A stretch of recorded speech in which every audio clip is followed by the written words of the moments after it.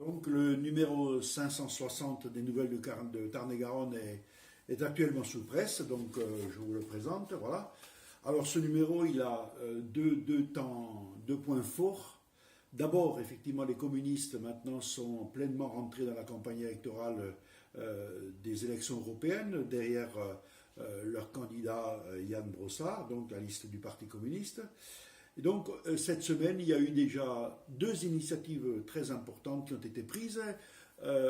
Samedi, sur la place du marché, contre l'évasion fiscale, qui est un des thèmes que le Parti communiste a choisi parce que nous voulons l'Europe des gens et pas celui de l'argent. Et puis aussi, il y a eu hier soir la visite de Marie-Pierre Vieux, notamment donc et de Stanislas Bourget, deux candidats sur la liste conduite par Brossard, et qui ont parlé effectivement de cette Europe, de cette haute construction européenne que nous voulons mettre en œuvre.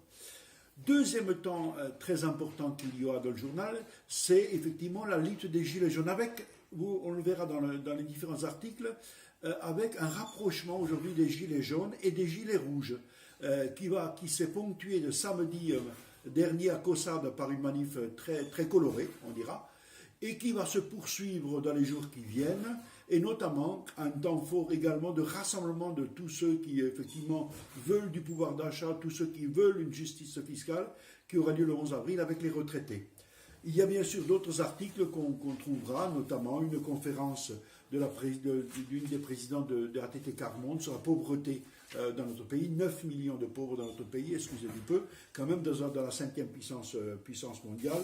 Il y a aussi effectivement l'annonce de la fête de l'humanité du Tarn-et-Garonne qui a lieu le 18 mai autour et dans la salle des fêtes de Font-Neuve à Montauban, 18 mai. Donc déjà, les premières préparations sont maintenant achevées. Et donc voilà, ça sera toujours un grand rendez-vous. Et rappelons-le, il se situera 8 jours avant les élections européennes du 26 mai.